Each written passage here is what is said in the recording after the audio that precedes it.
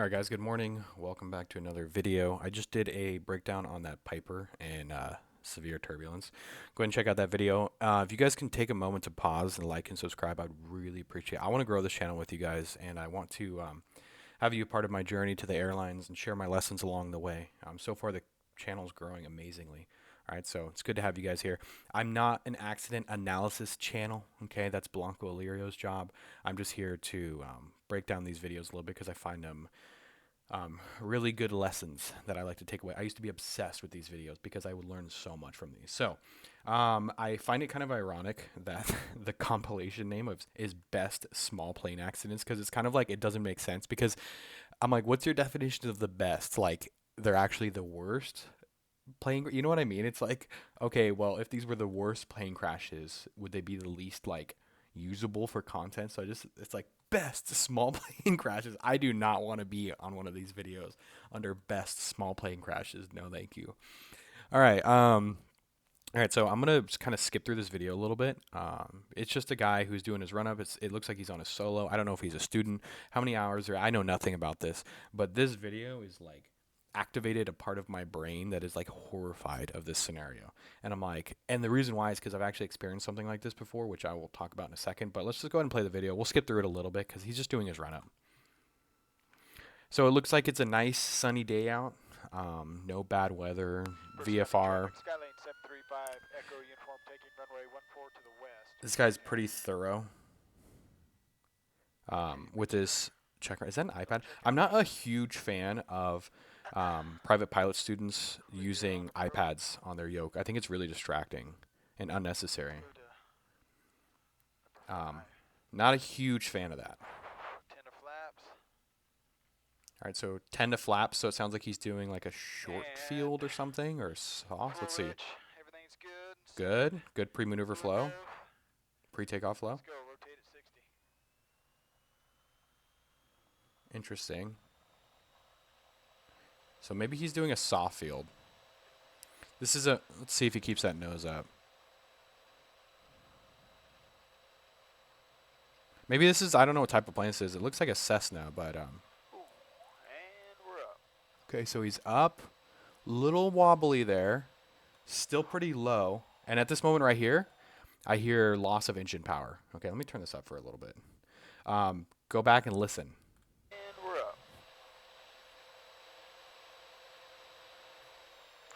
Right here, hear that boom.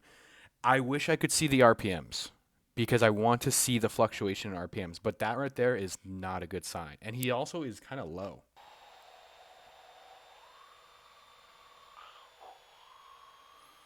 There's another fluctuation of power, and at this point, he knows something is wrong. He starts looking for something. And I'm calling this a near fatal accident because bro was knocking on death's door here. Like, I was watching this video like, oh my God, where would I land? There's nowhere. And the fact that he like pulls this off, spoiler alert, is shocking. This noise right here, you hear that almost like chimp like noise. I know that feeling of like adrenaline and fear. And you have the mic right here, right? And you're like trying to breathe, but the mic is covering your mouth, and you're just like full on lizard mode. You're just in survival mode. It's an outer body experience when this happens.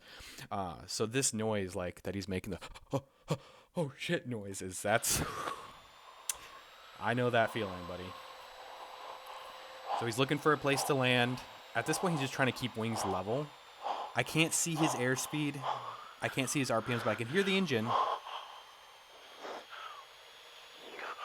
It's not looking good for a place to land. Don't really have time to troubleshoot here. If anything, I would push the mixture in if it's too lean. Okay, I gotta fucking. There you go, buddy. There you go. Sees a field. I gotta put this down. There you go. Perfect. This guy is like doing really good considering the scenario. And he knows he's in trouble, so he has to put it down. Sees a field. Looks like it's some type of like, it's hard to tell, but maybe corn.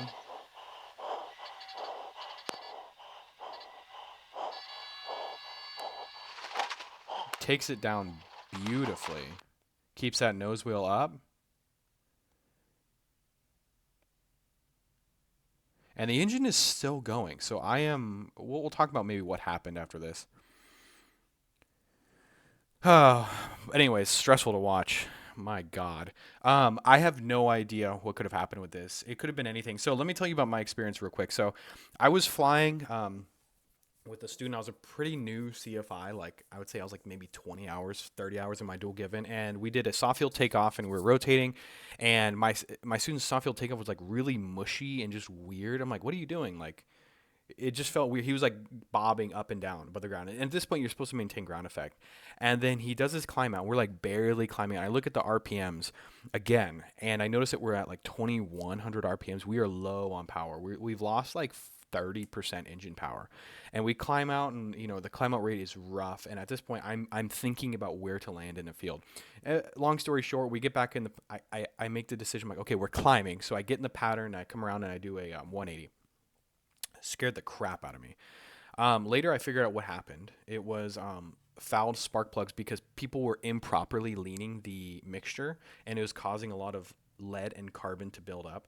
And I would just happen to be the guy who uh, got the back end of that. Okay, so lean out your mixtures properly. Okay, this whole like one knuckle thing that people do before takeoff, they're like, okay, one knuckle out, or they're just like full rich. You can't do that. Lean out for best power. Put up your power up to 1,800 RPMs, or like even do a static run up where you max power 2,200 RPMs, and then you lean out. Okay, because if you're constantly taking off with a super rich mixture, all right, you're going to foul your spark plugs. All right, you're putting too much fuel into those into the engine, and carbon and lead will build up, and then around the spark plugs, it'll start to create like these crystals around there, and you're not going to get the power. You're going to lose power. So lean properly. I'm not saying that this is what this guy did. I'm just saying like this is kind of what I experienced, and hearing that loss of engine RPMs and yeah, it's just improper combustion. No idea what happened to this guy. It could have been. I'm guessing. My gut tells me it was like valve spark plugs. I don't think icing is going to be a condition of this. I doubt it's that cold. I'm thinking like, is it carburetor icing? I would have pulled the carb heat. I don't know. I would have definitely checked my mixture and seen if it was rich, because sometimes if you're losing engine power like this, if you lean out the mixture, you'll get that engine power back. Okay. I would also wonder if his mixture was too lean, but I didn't see him. Let's see if we can go back and see. So this mixture looks We're like. good. Suction was good. Radio set for takeoff. So his mixture, Autopilot it's off. so Flashing blurry, beacon on. Else. but it looks like his mixture is full rich. And I don't even think in this video he doesn't even touch the mixture. It's what's in the green. And pull back. Mags check. Prop cycle. So he did his mag check. His mag check was fine. Instruments and ammeter were good. Carb heat. This guy is thorough. So Suction was I wish I could good. see this Radio set mixture. for It's just takeoff. so blurry. But I Autopilot. don't see any silver. I feel like I would see silver right here. That would tell me that the mixture is out, and I just don't see it. Beacon on. It looks like it's full rich. I would be very. I used to do this, okay, where I used to fly with instructors, and they used to tell me, okay, just leave it full rich for takeoff, or just one knuckle out. You can't do that because the one knuckle out rule isn't always going to work, because atmospheric conditions change, and that's going to change the way you lean out. So I'm not saying this is the cause of the loss of engine, but I am like instantly sus of this right here. Okay, so this is why, possibly one of the reasons why you need to lean out for best power before takeoff every single time. You should always be playing with that mixture. Okay. Else. Yeah, it's full rich.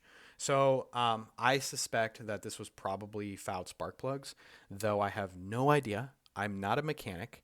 All right. I don't even pretend to like have this like Blanco Illyrio type knowledge about what's happening, but this right here is a red flag. And friction lock adjust. We're ready. Ready for this ride. Yep. So this is at the point where I'd be sitting in the right seat, asking my student, "Are you going to lean for best power, or are we just going to keep it extremely rich?" Okay, off we go.